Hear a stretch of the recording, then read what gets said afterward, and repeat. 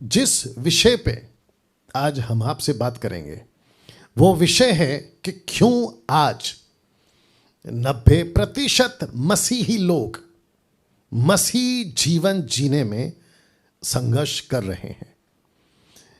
इस विषय पे आज आप लोगों से बात करूंगा। तो मैं चाहता हूं कि जितने फेसबुक पे हैं वो फोकस करें, और जितने यूट्यूब पर हैं वो फोकस करें, और जितने आप जो हैं जूम पर हैं वो भी आप लोग आज का जो विषय है उसको फोकस करें।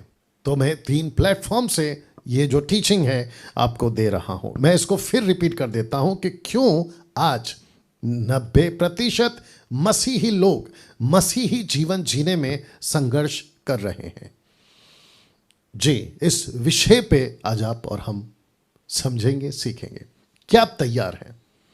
यस, आप तैयार हैं। चलिए, ऐसे कुछ क्षेत्र हैं। सबसे पहला पाप से संघर्ष, दूसरा गुस्से से संघर्ष, तीसरा नशे से संघर्ष, चौथा गरीबी से संघर्ष, पांचवा बीमारी से संघर्ष, और आखिरी वाला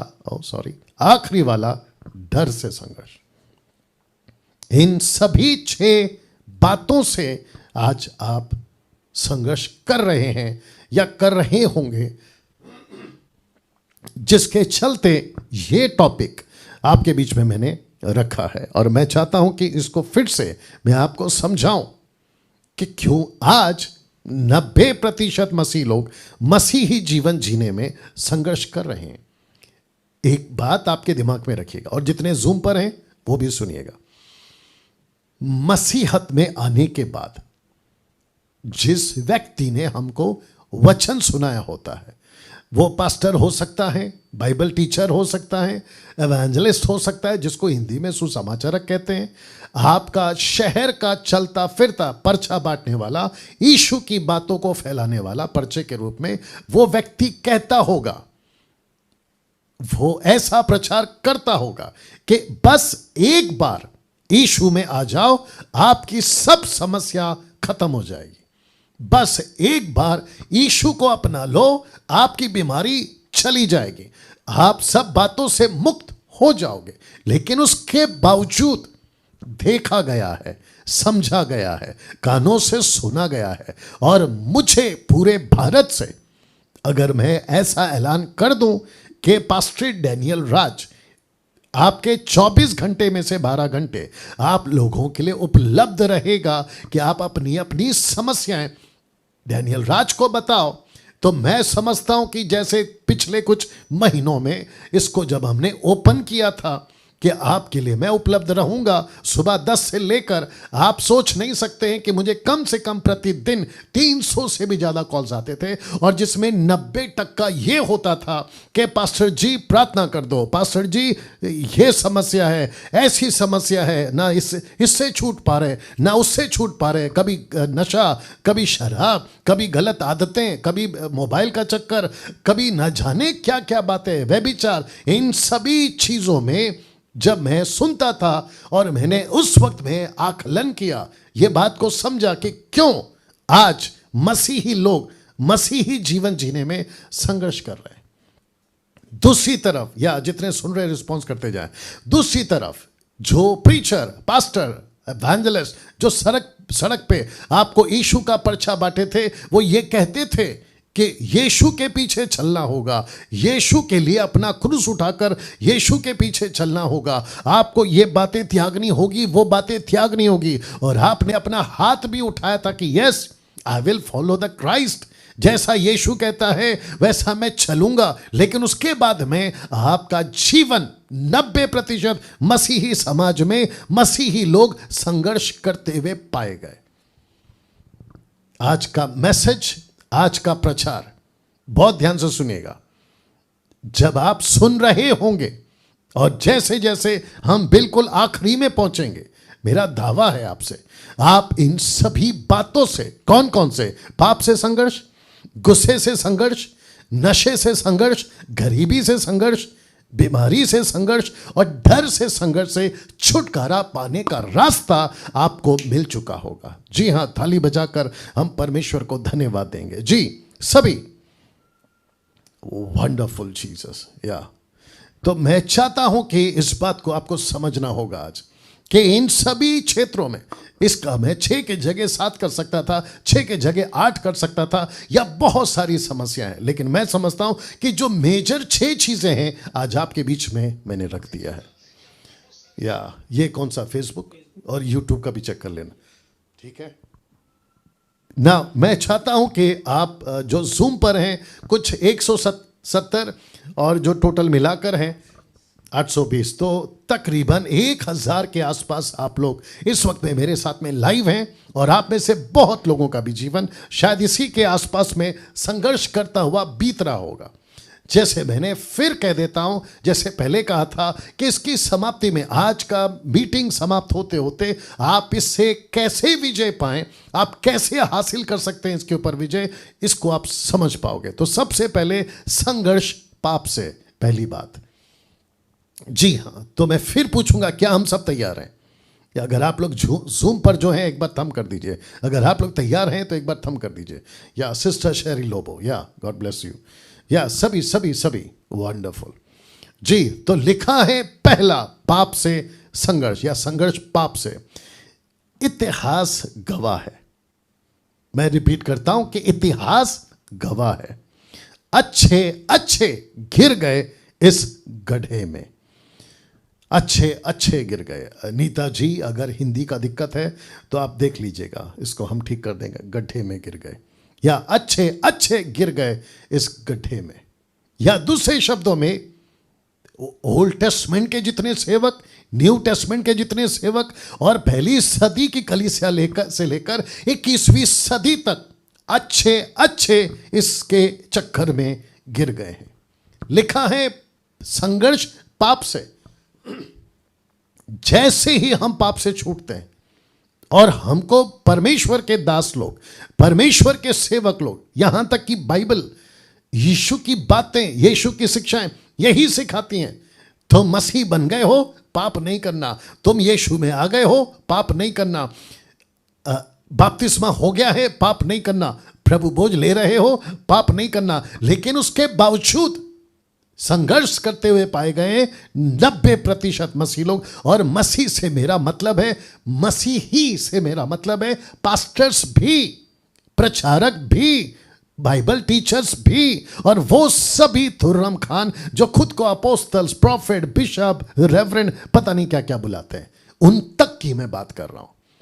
तो लिखा है पाप से संघर्ष या संघर्ष पाप से। इतिहास गवाह है, अच्छे अच्छे इसके अंदर जो हैं जा चुके हैं या गिर चुके हैं। पाप क्या है देख लीजिएगा आपके स्क्रीन में, पाप क्या है।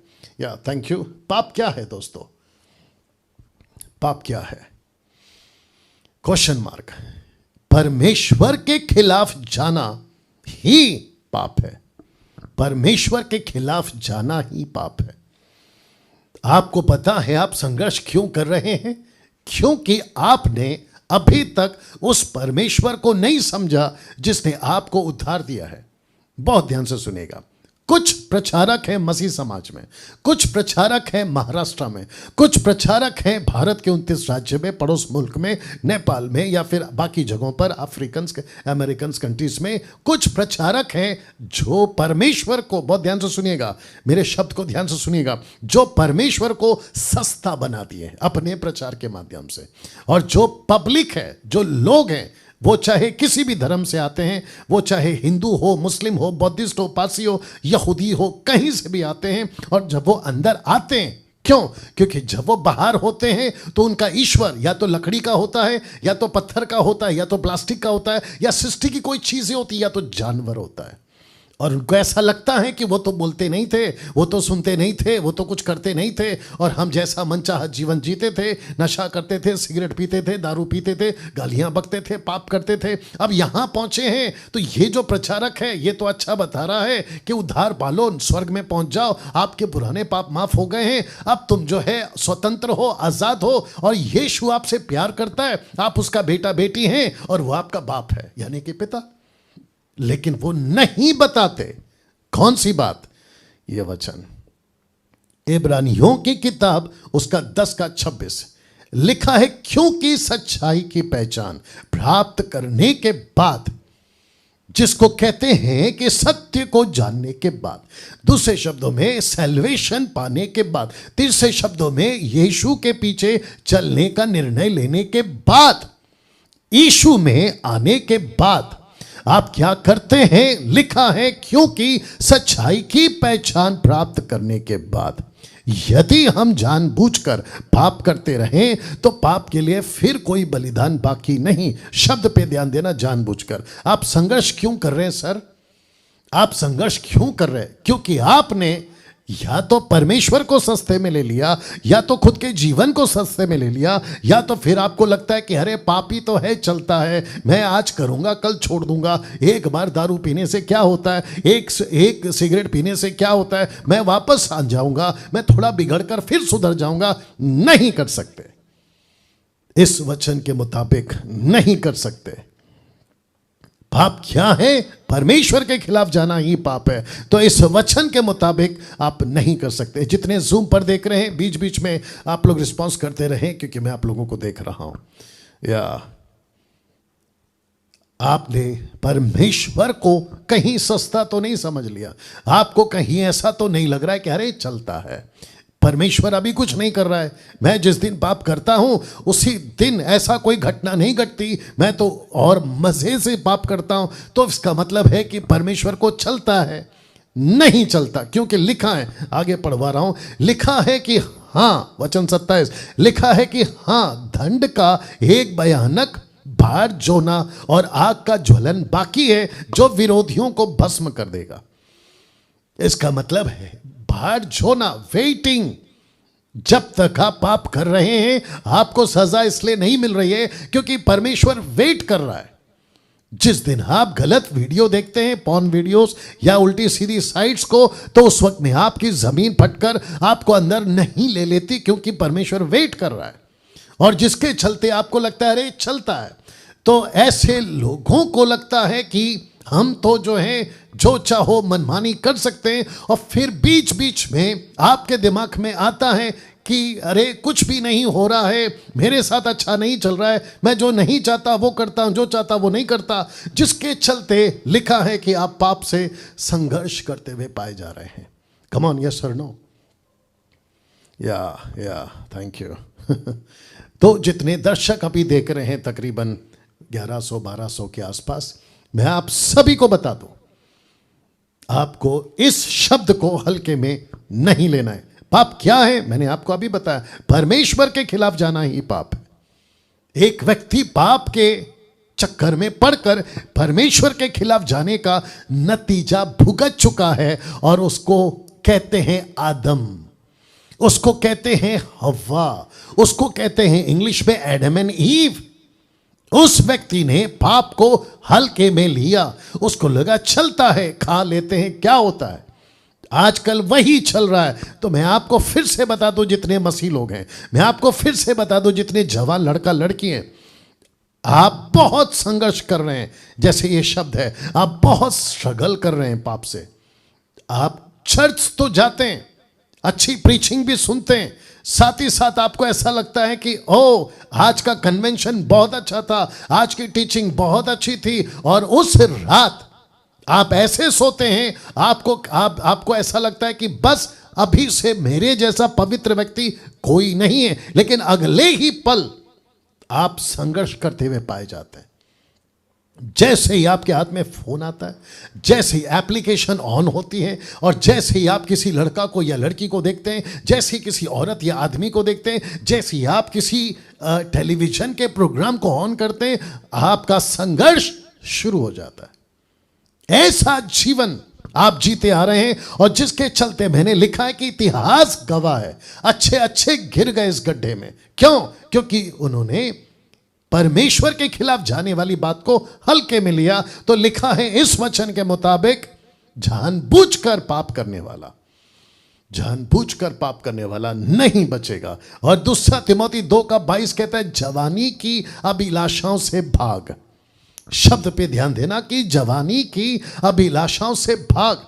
मैंने कल जूम मीटिंग में सिखाया था प्रचारकों के झुंड को कि एक व्यक्ति था, जिसके सामने शैतान ने ऐसी योजना बनाई जिसको कहते हैं पोतीपर की पत्नी, उस वक्त की खूबसूरत, किसी प्रकार का कोई दिक्कत नहीं, और जो माहौल था घर का वो भी सही था, किसी प्रकार का कोई किसी को नहीं पता चलेगा कि आप जोसेफ क्या गलती कर बैठा।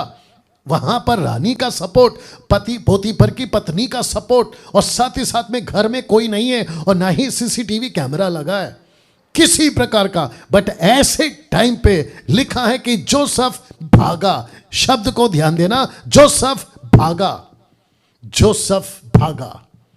आपको भागना है। आप संघर्ष कर रहे हैं, क्यों? क्योंकि आप रुक रहे हैं।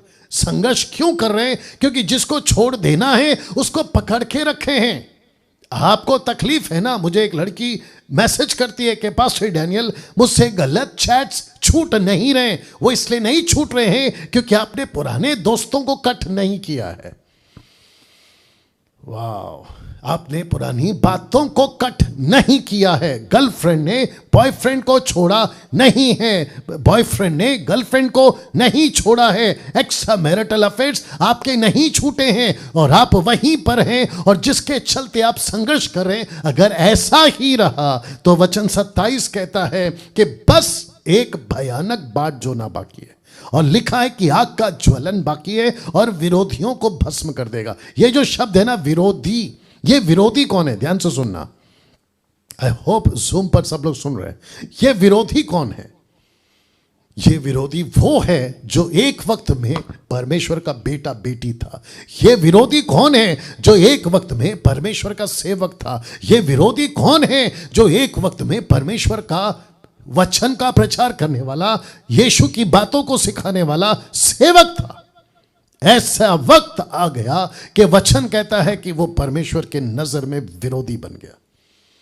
परमेश्वर ने दाऊद को जब कहा ना कि बेटा तेरे सामने 3 मौत रखता हूं, या 3 कारण का मौत रखता हूं। क्यों? क्योंकि वो व्यक्ति परमेश्वर के खिलाफ गया। जैसे मैंने ये शब्द रखा है कि वो परमेश्वर के खिलाफ गया। पाप क्या है, गलत क्या है? एक ही लाइन में परमेश्वर के खिलाफ जाना। जो चीज परमेश्वर ने कहा नहीं करना, मतलब नहीं करना।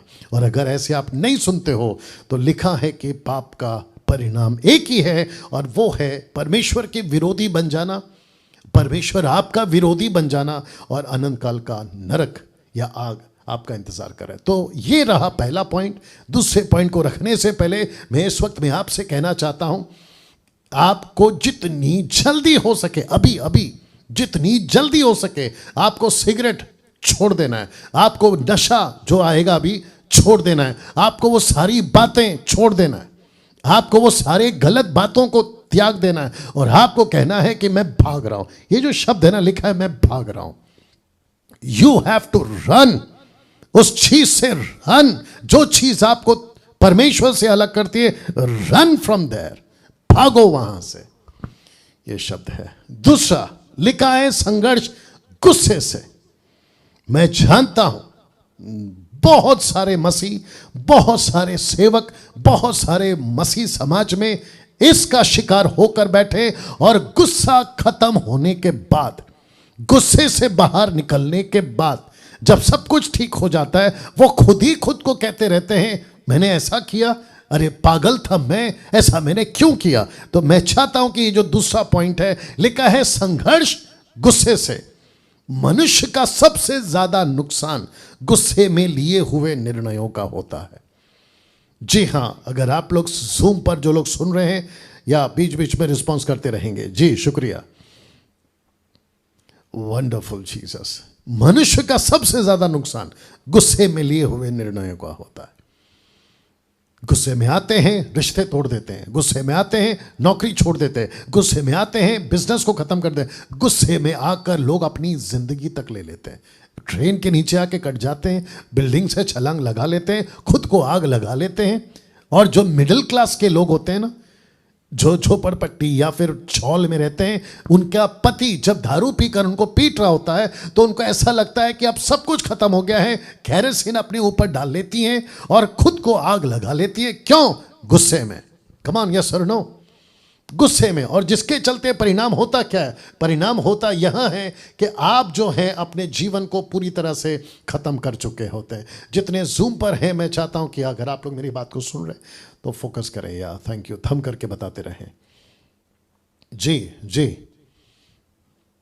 गुस्सा मनुष्य को पूरी तरह से खत्म कर देता है। मैं चाहता हूं कि कुछ वचन आपके बीच में रखूंगा। भजन संहिता 37 का 8, आइए सुनते हैं। लिखा है, क्रोध से परे रहें। रिपीट करता हूं, क्रोध से परे रहें मतलब दूर रहें। और लिखा है कि जल जलाहट को छोड़ दें, मत कुड़ मतलब कुड़कुड़ाना नहीं, मत कुड़, उससे बुराई ही निकलेगी। वाह। दूसरा नीति वचन 14 का 29, इसको मैं इंग्लिश में भी कह देता हूं। प्रोवर्ब्स चैप्टर 14 वर्स 29, ऊपर जो वचन था जिसको मैंने अभी पढ़ा, सैम 37 वर्स 8, भजन संहिता 37 का 8। आइए देखते क्या लिखा है। क्या लिखा है? लिखा है कि जो विलंब से क्रोध करने वाला है वह बड़ा समझ वाला है, परंतु जो अधीर है मतलब जल्दबाजी, जो अधीर है वह मूर्खता की बढ़ती करता है। वो मूर्खता की बढ़ती करता है मतलब उसके पास कुछ भी ठीक नहीं होगा, सब मुसीबतें आएंगी ना। नीति वचन 22 का 24, प्रोवर्ब्स चैप्टर 22 वर्स 24, लिखा है क्रोधी मनुष्य का मित्र ना होना। लिखा है क्रोधी मनुष्य का मित्र ना होना और झट क्रोध करने वाले के संग ना चलना। बाप रे, आपने नहीं सुना? मैं चाहता हूं कि फोकस करें प्लीज। रिपीट करता हूं कि लिखा है क्रोधी मनुष्य का मित्र ना होना और जो झट क्रोध करने वाले हैं उनके संग ना चलना। तो इसका मतलब ये हुआ कि आपको पता लगाना है कि आपका जो कुछ लोग हैं जो आपके आसपास हैं, कहता है कि उनके साथ अगर संगति करोगे तो उसका असर तुम पर भी आएगा। पौलुस कहता है बुरी संगति अच्छे चरित्र को आगे बोल दीजिए, जो जूम के लोग हैं, वो बिगाड़ देती है, राइट। तो मैं चाहता हूं कि आप इस बात को समझें। ऐसे लोगों से जितना जल्दी हो सके या तो उनको सुधारें या तो उनको टाटा बाय बाय नमस्ते करें। नीति वचन 29 का 22, लिखा है क्रोध करने वाला मनुष्य झगड़ा मचाता है और अत्यंत क्रोध करने वाला अपराधी होता है। देखिए क्या क्या लिखा है। तो जिसके चलते मैं चाहता हूं कि आपको यह वचन भी बता दूं कि सब उपदेशक 7 का 9, एक सेकंड दीजिए। लिखा है सब उपदेशक 7 का 9, अपने मन में उतावली से क्रोध ना हो, अपने मन में उतावली से क्रोधित ना हो, क्योंकि क्रोध मूर्खों ही के हृदय में रहता है। गुस्सा किसके मन में रहता है? जो मूर्ख है। क्रोधी मनुष्य जो उतावली करता है, अपने मन में उतावली से क्रोधित ना हो। आपको गुस्सा जल्दी से आता है, आप उसमें संघर्ष कर रहे हैं, आप कुछ चीजों को देखते हैं, आपको तकलीफ होती है, आपका गुस्से पे काबू नहीं है, आप सड़क पे झगड़ा कर बैठते हैं, आप किसी को पीट देते हैं, आप जो गाड़ी चलाते हैं आपके साथ हादसा हो जाता है, आप जो घर पे रहते हैं आपके साथ हादसा हो जाता है, आप जो सेवक हैं, आप जो चर्च के लोगों के साथ में गुस्सा कर बैठते हैं, जो चर्च के लोग हैं वो गुस्सा कर बैठते हैं। और जिसके चलते ये वचन सब प्रभु कहता है इसमें से बाहर निकलिए। तो मैं फिर कहता हूं, आप यहां संघर्ष कर रहे हैं, आपको इसमें से बाहर निकलना होगा। तीसरा, संघर्ष नशे से। ये रहा तीसरा, संघर्ष नशे से। अगर आपका आत्मिक जीवन ठीक नहीं है, नशे में आप आसानी से गिर जाओगे। जी, अगर आपने अपने आत्मिक जीवन को मजबूत नहीं किया और आपको लगा कि मेरा जीवन ना बाइबल वाला है, ना वचन वाला है, ना प्रार्थना वाला है, ना संगति वाला है, ना मैं परमेश्वर का कोई काम कर रहा हूं, तो नशे में गिरने का चांसेस आपका ज्यादा है। मैं आपको एक एग्जांपल देता हूं। एक व्यक्ति मेरे ऑफिस में आए थे यहीं पे कुछ महीनों पहले। उस व्यक्ति ने इसी ऑफिस में बैठकर मुझसे कहा था कि पास्टर डैनियल, मैं तंबाकू छोड़ दूंगा, मैं नशा छोड़ दूंगा, मैं दारू पीना छोड़ दूंगा, मैं बीड़ी सिगरेट पीना छोड़ दूंगा। मैं उस व्यक्ति को कहा, आप उसको छोड़ दोगे अच्छी बात है, लेकिन दूसरा आप क्या करोगे? मतलब छोड़कर आप बाकी क्या करोगे? उसने बोला उसका मतलब क्या है? मैंने कहा उसको छोड़ने के बाद आपको आत्मिक जीवन में बढ़ना है, क्योंकि तराजू का दूसरा पहलू हल्का इसलिए होता है, ध्यान से सुनिएगा, कि तराजू का दूसरा पहलू हल्का इसलिए होता है क्योंकि दूसरी तरफ का पहलू में वजन आ गया है। या thank you Prasad ji thank you. बहुत ध्यान से सुनेगा, मैं फिर इसको रिपीट करूंगा कि तराजू का दूसरा पहलू हल्का इसलिए हो गया है क्योंकि दूसरे पहलू में वजन आ गया है। आपका नशे का आदत से आपको नफरत इसलिए हो रही है क्योंकि आत्मिक जीवन में वजन आ गया है। अगर आत्मिक जीवन में वजन नहीं है तो नशे का जीवन, नशे की बातें, उस पे वजन आ जाएगा, क्योंकि आत्मिक जीवन हल्का हो गया है। और आत्मिक जीवन का तराजू हल्का इसलिए हो गया है क्योंकि नशे का जीवन वजनदार हो गया है। कैसा लग रहा है? You have to understand this. तो जितने भी लोग देख रहे हैं फेसबुक पे, मैं चाहता हूं कि खूब शेयर करें इस आज की वीडियो को। इसका रिकॉर्डेड वीडियो अपलोड करूंगा मैं बाद में, लेकिन अभी इसको खूब शेयर करें और साथ ही साथ वॉच पार्टी करें, जितना हो सके लोगों तक पहुंचाएं, ताकि इस नशे की आदत से लोग बाहर निकल सके। अभी तक कैसा लग रहा है? अगर जो जूम पर हैं या थम करके बता दीजिए। Thank you Deepak Kumar, thank you. मैं फिर कहता हूं, अगर इस वक्त अभी मुझे कोई देख रहा है, आपको तंबाकू की आदत है, बीच बीच में आप खा लेते हैं, गुटखा का पैकेट आप खा लेते हैं, बीच में आप दारू पी लेते हैं, और आपको लगता है कि हफ्ते में एक बार तो पी सकता हूं, महीने में एक बार तो पी सकता हूं। मुझे किसी ने बोला कि पास्टर डैनियल, मेरे किडनी में पत्थर हो गया है। मैं डॉक्टर के पास गया था, तो डॉक्टर कहता है कि अगर किडनी में पत्थर हो गया है तो आप जितना बियर पियोगे वो पत्थर निकल जाएगा। ए भाई वो डॉक्टर है, अविश्वासी है, आत्मिक नहीं है, वचन को नहीं जानता, यीशु को नहीं जानता, संसारिक है, इसलिए वो बातें कर सकता है। और वचन कहता है कि संसार का ज्ञान परमेश्वर के निकट मूर्खता है। आप उसकी बातों को सुनकर, सेवक होकर, मसीह में होकर, अगर आप ये तरीका अपनाओगे किडनी का पत्थर निकालने का, तो फिर आपसे बड़ा मूर्ख और कौन हो सकता है बताइए। या प्रार्थना करो प्रभु से, और परमेश्वर के लिए कुछ भी असंभव नहीं है। मैं रखूंगा आगे, कुछ भी असंभव नहीं है। तो इस वक्त आपका नशा कुछ भी हो सकता है।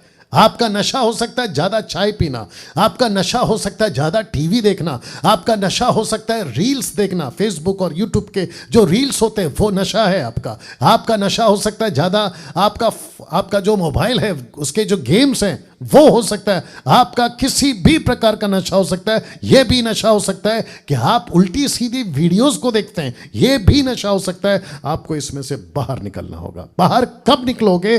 जब आपका आत्मिक जीवन में वजन आएगा। चौथा, संघर्ष गरीबी से। मसीह तो बन गए हैं, रिपीट करता हूं, मसीह तो बन गए हैं, लेकिन संघर्ष कर रहे हैं अभी भी गरीबी से। एक लाइन रख रहा हूं, उसको पढ़ लीजिएगा या देख लीजिएगा। लिखा है, सबसे पहले आपको समझना होगा धन संपत्ति प्रभु देता है। या मैं रखूंगा वचन को, मैं इसको रिपीट कर देता हूं कि धन संपत्ति प्रभु देता है, और जो प्रभु पैसा देता है, नीति वचन कहता है, उसके साथ में सुकून का नींद भी देता है। एक वचन रख रहा हूं, मैं चाहता हूं कि उसको आप पढ़ें। नीति वचन 22:4 लिखा है, नम्रता और यहोवा के भय मानने वाले का फल धन महिमा जीवन होता है। तो जीवन का मतलब होता है लंबी उम्र, महिमा का मतलब होता है रिस्पेक्ट सोसाइटी में, और धन कौन देता है? परमेश्वर देता है। तो मैं आपको वापस बता देता हूं कि सबसे पहले आपको समझना होगा कि आपका पैसा, आपकी प्रॉपर्टी, आपका धन, आपका नौकरी में इंक्रीमेंट, आपका बिजनेस में सफलता, यह सब कुछ सिर्फ और सिर्फ प्रभु देता है। सिर्फ और सिर्फ प्रभु देता है। आपको अमीर बनना है, उसके चक्कर में नहीं भागना। आपके पास में खूब पैसा होना चाहिए, उसके चक्कर में नहीं भागना। मैं वचन को रखूंगा। आपको सिर्फ और सिर्फ मसीह बनने के बाद, आपको एक ही चीज के पीछे भागना है कि परमेश्वर तुझे कैसे खुश रखूं, तेरी सेवा कैसे कर सकूं, मैं तेरे पीछे कैसे चल सकूं। उसके बाद जो प्रभु देता है ना तो उसको चोरी कर सकता है और ना आपका कोई नुकसान हो सकता है, और सुकून से सोओगे। ये सबसे बड़ी बात है। आइए कुछ वचनों को पढ़ते हैं। मत्ती की किताब उसका 6वां अध्याय वचन 24 से, the book of Matthew chapter 6 verse 24 onwards लिखा है, कोई मनुष्य 2 स्वामी की सेवा नहीं कर सकता। तो एक स्वामी कौन है?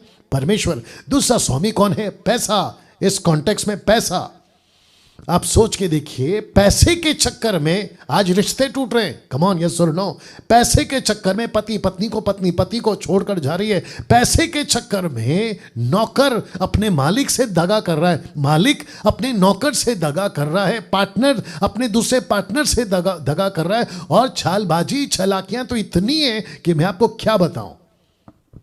बीच में न्यूज आ रहा था, आपका जो नेशनल न्यूज होते हैं उसमें बता रहे थे कि आजकल ऐसा फोन आ रहा है कि आपका बिजली का बिल नहीं भरा है, आपका बिजली का बिल अगर आप नहीं भरोगे आपका बिजली काट दिया जाएगा, तो आपको जल्दी से पेमेंट करना है।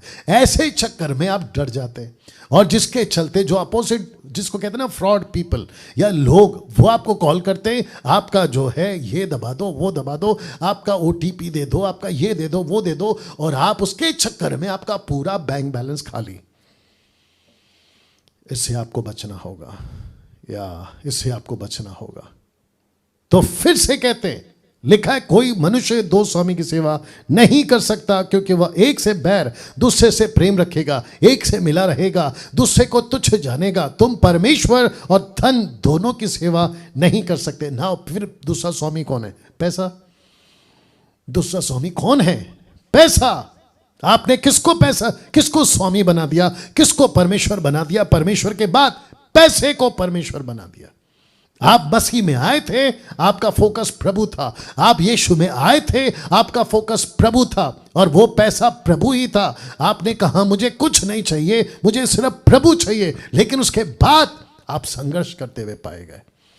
आपका जो जीवन है उसमें आप संघर्ष करते हुए पाए। अमीर कैसे बनो, पैसे वाला कैसे बनो, कौन से पास्टर के पास जाओ जो हाथ रखे और मैं अमीर बन जाऊं, कौन से अमेरिकन अफ्रीकन पास्टर के पास जाओ जहां पर मैं जो है हाथ रखेगा और मुझे पैसे आ जाएंगे। ऐसी सभी बातों के साथ आजकल जो है ये बातें सिखाई जा रही है। Wonderful Jesus. या आप अपना प्रभु भोज ये देखिए ऐसे, और जितने लोग हैं वहाँ पे भी तैयारी कर सकते हैं, लेकिन अभी नहीं। या मैं सिर्फ बता रहा हूँ आपको, आप जब प्रभु में आए थे ना, आपका फोकस सिर्फ प्रभु था। लेकिन वक्त बढ़ते बढ़ते आप बदलने लगे। बीच में कुछ पास्टर्स ऐसे हैं, खास करके पंजाब से, बिंदर जी आप सुन रहे होंगे, आपके क्षेत्र से, कहते हैं कि पॉकेट में, पर्स में ATM कार्ड को निकालो, उसके ऊपर हाथ रखो और आपका ATM को हम प्रार्थना करेंगे और आपके ATM में पैसे आएगा। इससे बड़ा बकवास और इससे बड़ा पाखंड और इससे बड़ा धोखा और क्या हो सकता है बताइए? ऐसे पैसे नहीं चाहिए। ये टोटल शैतान के लोग हैं, ये पूरी तरह से मसीह को बिगाड़ने वाले लोग हैं। तो मैं फिर कहता हूं, लिखा है कि तुम 2 स्वामी की सेवा नहीं कर सकते। ये दूसरा स्वामी कौन है? पैसा। वचन 25 लिखा है, इसलिए मैं तुमसे कहता हूं कि अपने प्राणों के लिए चिंता ना कर, जबकि लिखना चाहिए चिंता कर, जबकि लिखा है मत कर। क्योंकि हम क्या खाएंगे, क्या पिएंगे, क्या शरीर के लिए क्या पहनेंगे, क्या प्राण भोजन से, शरीर वस्त्र से बढ़कर नहीं है। यीशु कहता है कि डैनियल, यीशु कहता है कि जूम के लोगों, यीशु कहता है फेसबुक और यूट्यूब के लोगों, चिंता मत करो चिंता से मेरा मतलब ये नहीं है कि आप नौकरी छोड़ के घर बैठ जाओ। चिंता मत करो का मतलब ये नहीं है यीशु का कि तुम अपना बिजनेस छोड़ दो। नो, लेकिन बेकार की चिंता क्यों करते हो? ये कहां से आएगा, वो कहां से आएगा? प्रभु कहता है मेरे पीछे चल, मैं तुझे बताऊंगा। तो वचन 26, आकाश के पक्षियों को देखो, वे ना तो बोते हैं, ना काटते हैं, ना खत्तों में बटोरते हैं, फिर भी तुम्हारा स्वर्गीय पिता उनको खिलाता है। क्या तुम उनसे अधिक मूल्य नहीं रखते? वचन 27, तुम में कौन है जो चिंता करके अपनी आयु में एक घड़ी भी बढ़ा सकता है? नहीं बढ़ा सकते। तो संघर्ष क्यों? पैसे के क्षेत्र में संघर्ष क्यों? गरीबी को लेकर संघर्ष क्यों कि मैं गरीब हूं? यह संघर्ष क्यों? लिखा है, वस्त्र के लिए क्यों चिंता करते हो? जंगली शोषणों पर ध्यान करो कि वे कैसे बढ़ते हैं। वे ना तो परिश्रम करते ना काटते हैं। तो भी मैं तुमसे कहता हूं कि सुलेमान भी अपने सारे वैभव में उनसे किसी से के समान वस्त्र पहने हुए ना था। या वचन 30, इसलिए जब परमेश्वर मैदान की घास को जो आज है और कल भाड़ में झोंकी जाएगी ऐसा वस्त्र पहनाता है, तो हे अल्प विश्वासियों, तुमको वह उनसे बढ़कर क्यों ना पहनाएगा। वचन 31, इसलिए तुम चिंता करके ये ना कहना कि हम क्या खाएंगे या क्या पिएंगे या क्या पहनेंगे। वचन 32, क्योंकि अन्य जातियां, याद रखो अन्य जातियां, जिनका ईश्वर पत्थर है, जिनका ईश्वर जानवर है, जिनका ईश्वर लकड़ी है, जिनका ईश्वर सृष्टि है, लेकिन आपका मेरा परमेश्वर जीवित परमेश्वर है। राइट और नो? या सिस्टर अनामिका जी ठीक से बैठिए। या वचन 33 वर्स 33 लिखा, इसलिए पहले तुम परमेश्वर के राज्य और उसके धर्म की खोज करो। आगे वचन सुनिए, लिखता है तो ये सब वस्तुएं भी तुम्हें मिल जाएंगी। वाह पास्टर डैनियल, आज मेरा घर झोपड़े का है तो क्या हुआ? आज मेरा घर छौल में तो क्या हुआ? आज मेरे पास नौकरी नहीं है तो क्या हुआ? आज मेरे पास में बैंक बैलेंस नहीं है तो क्या हुआ? मेरे पॉकेट में पैसा नहीं है तो क्या हुआ? मेरे घर पे राशन नहीं है तो क्या हुआ? परमेश्वर कहता है चिंता मत कर, तू मेरी खोज कर, मैं तेरी खोज करूंगा। तू मेरा घर बना, मैं तेरा घर बनाऊंगा। तू मेरा सोच, मैं तेरा सोचूंगा। कम ऑन, यस और नो? या वर्स 34 लिखा है, अंत कल की चिंता ना करो, क्योंकि कल का दिन अपनी चिंता आप करेगा। आज के लिए आज ही का दुख बहुत है। यीशु ने कभी वादा नहीं किया कि मैं तुमको अमीर बनाऊंगा, कभी नहीं, कभी नहीं। आपके पास जो कुछ है उसी में खुश रहो, संघर्ष मत करो, उसी में खुश रहो। बस पॉइंट नंबर 5, संघर्ष बीमारी से। यह सबसे ज्यादा मुसीबत है आज। संघर्ष बीमारी से। ना लिखा है, प्रभु ने कभी नहीं कहा कि तू कभी बीमार नहीं होगा। कम ऑन, एक वचन, कोई भी प्रॉफिट, कोई भी अपोस्तल, कोई भी पास्टर, वो ओपन चैलेंज है उनको। मुझे कोई निकाल के बता दे कि कहीं परमेश्वर ने यह बोला हो कि तुम कभी बीमार नहीं होगे, या कभी नहीं बोला। मैं आपको कुछ वचन रखता हूं, फिर बात करता हूं। देखिए यशायाह की किताब, उसका 59 वर्स 1। आप बीमार क्यों होते हैं मैं बता देता हूं। लिखा है, सुनो, यहोवा का हाथ ऐसा छोटा नहीं हो गया कि उद्धार ना कर सके, ना वह ऐसा बीमार, ना वह ऐसा बहरा हो गया कि सुन ना सके, परंतु तुम्हारे अधर्म के कामों ने तुमको तुम्हारे परमेश्वर से अलग कर दिया है, और तुम्हारे पापों के कारण उसका मुंह तुमसे ऐसा छिपा है कि वह नहीं सुनता। अब इसको देखिए, 1 तीमुथियुस उसका 5:23 में कहता है भविष्य में केवल जल ही का पीने वाला ना रह, पर अपने पेट के और अपने बार बार बीमार होने के कारण थोड़ा थोड़ा दाखरस भी काम में लाया कर। और 2 तीमुथि 4:20 लिखता है, इरास्तुस कुरिन्थुस में रह गया और त्रोफिमुस को मैंने मिलेतुस में बीमार छोड़ा। मेरा क्वेश्चन है, पौलुस ने इसको बीमार क्यों छोड़ा? नंबर 1। फिर तीमुथि बीमार क्यों पड़ गया? और वचन ऊपर कहता है कि तुम बीमार इसलिए हो, तकलीफ इसलिए में हो क्योंकि तुमने परमेश्वर के विरुद्ध में काम किया। तो मैंने कहा आपसे कि परमेश्वर ने कभी नहीं कहा कि तुमको बीमारी से मैं या बीमारी में कभी पड़ने ही नहीं दूंगा। यू विल फॉल सिक, आप बीमार होंगे परमेश्वर के खिलाफ जाकर। दूसरा, आप बीमार हो सकते हैं। एग्जाम्पल के तौर पे, आप अगर अपने शरीर का ख्याल नहीं रखोगे तो फिर परमेश्वर क्या कर सकता है बताइए? आप अगर वक्त पे आप ब्रश नहीं करोगे तो आपके दांत तो खराब होंगे ना। साथ ही साथ अगर आप अपने शरीर को ठीक से साफ नहीं रखोगे तो जो शरीर की बीमारी होती है जिसको कहते हैं स्किन डिसीज, वो तो होगे ना। आप अनाप शनाप कुछ भी खाओगे, आपका पेट खराब होगा, उल्टा सीधा खाओगे, आपका हार्ट का तकलीफ, ब्लड का तकलीफ, ज़्यादा मीठा खाओगे तो शुगर का तकलीफ, ऐसे सभी चीज़ों को आप सामना करोगे। क्यों? क्योंकि ये आपकी मूर्खता है। या ये आपको ख्याल रखना है। वक्त वक्त पे एक्सरसाइज करो, आपका जो हेल्थ है उसका ध्यान रखो। बाकी इसके अलावा अगर शैतान, जो कि मैं रखूंगा अभी, बाकी इसके अलावा जो कि शैतान कहता है कि डैनियल आज तुझे बीमार कर दूंगा, उसके अंदर इतनी ताकत नहीं है कि आपको और मुझको जो प्रभु के बच्चे हैं आकर ऐसा बीमार कर जाए। बिल्कुल नहीं। मैं रखूंगा वचन को, मैं रखूंगा वचन को। और उसका कनेक्शन है पॉइंट नंबर 6 से। लिखा है संघर्ष डर से, संघर्ष डर से। ये लास्ट पॉइंट है। आइए देखते क्या लिखा है। लिखा है उद्धार पाने के बाद भी डरा हुआ जीवन क्यों जीता है? कौन? जो संघर्ष कर रहा है। मैं डायरेक्ट उनसे बात कर रहा हूं कि उद्धार पाने के बाद भी डरा हुआ जीवन क्यों जीता है? डर किसका? गरीबी का।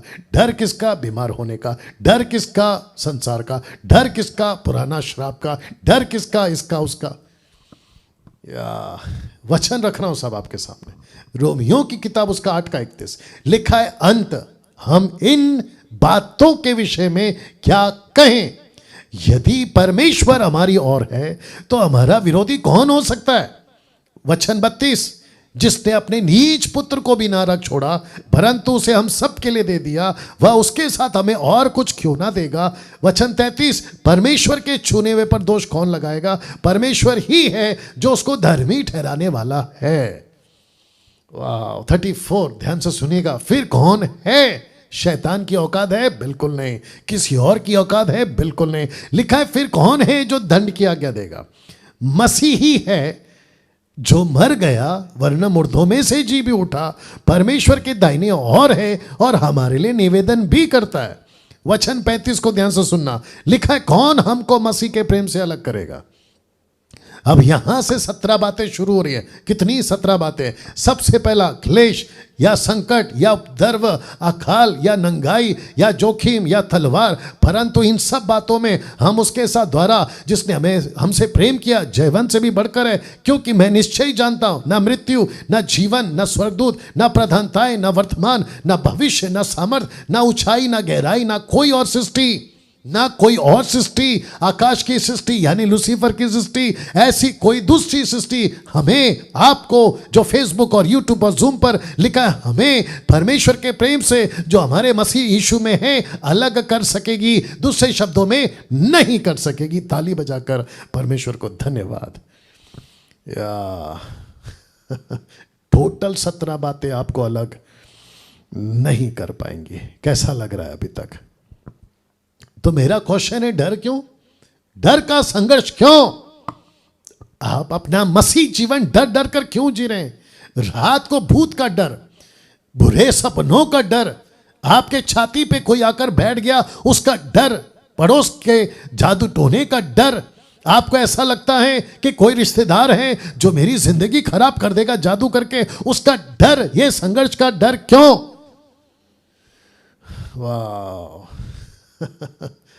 आपको किसी प्रकार का कोई काला धागा ना हाथ में ना गले पर ना कमर में ना पैरों पर कहीं नहीं पहनना है। आपके घर पे काला गुड़िया, क्योंकि कुछ लोग करते हैं आजकल, कहते हैं कि जादू करके लाएंगे और जो नजर है ना वो हमारे घर पर नहीं आएगी। ऐसे बकवास से दूर भागिए। जब किसी का उद्धार हो जाता है 17 बातें आपके सामने नहीं ठहर सकती। 17 बातें। क्या हो गया? सब ठीक है? 17 बातें। रास्ते पे चलते हैं, आपको कोई नींबू मिल जाता है, उस पर आपका पैर लग जाए तो आपको लगता है कि अभी इसका जो भी है वो सब मुझ पर आएगा। ए भाई, नहीं आएगा, क्योंकि मसीह तुम्हारे अंदर रहता है। कुछ लोग कहते हैं मुझ पर किसी ने श्राप बोला। आपको पता है जो बीच में मार्केट में सिग्नल पर जो थर्ड जेंडर के लोग होते हैं, वो जो तालियां बजाते हैं, आपने अगर उनको पैसा नहीं दिया तो कहते हैं कि वो हम पर श्राप बोलते हैं। क्या वो श्राप हम पर लागू होगा? नहीं होगा। पैसे देना नहीं देना वो आपकी मर्जी है, लेकिन उनका किसी प्रकार का कोई श्राप आपके ऊपर नहीं होगा। राइट ब्रदर बिंदर सिंह जी, नहीं होगा। या साथ ही साथ कहते हैं कि पुराना पूर्वजों का कोई श्राप हम पर आएगा नहीं आएगा। किसी का श्राप हमारे ऊपर रहता है नहीं रहता। कब? मसीह बनने के बाद।